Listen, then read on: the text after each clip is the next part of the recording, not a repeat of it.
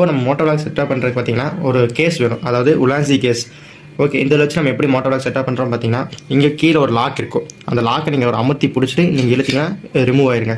அப்புறம் நம்ம கோப்ரோவை கரெக்டாக நீங்கள் உள்ளுக்குள்ளே போடணும். உள்ளுக்குள்ளே போட்டு நீங்கள் உள்ள வச்சு லைட்டாக செலக்ட் பண்ணி ஒரு சவுண்டு கேட்கும். அந்த சவுண்ட் வந்துச்சுன்னா நல்லா லாக் ஆகிடுச்சுன்னு அர்த்தம். ஓகே, இதுக்கப்புறம் இது பார்த்தீங்கன்னா கோப்ரோ அடாப்டர். இந்த அடாப்டர் பார்த்தீங்கன்னா கரெக்டாக நம்ம இந்த சைடு லாக் பண்ணுறோம். அதனால் இதை உள்ளுக்குள்ளே விட்டு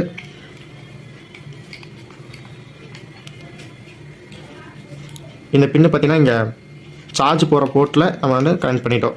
இது இவ்வளோதாங்க. இதுக்கப்புறம் பார்த்தீங்கன்னா டிஆர்எஸ் கனெக்டர். இந்த டிஆர்எஸ் கனெக்டர் பார்த்தீங்கன்னா நம்ம இதில் கனெக்ட் பண்ணுறோம். ஏது இந்த ஸ்க்ரூ எடுத்து உங்களுக்கு என்ன ஃப்ரேம் வேணுமோ அந்த ஃப்ரேம் வச்சு நீங்கள் அப்படியே டைட்டாக கனெக்ட் பண்ணிப்பாங்க. அதே நான் ஆல்ரெடி செட் பண்ணி வச்சுருக்கேன் மைக்கு. இந்த மைக்கோட பின்னு பார்த்தீங்கன்னா இந்த டிஆர்எஸ் கூட நம்ம கனெக்ட் பண்ணியிருக்கோம்.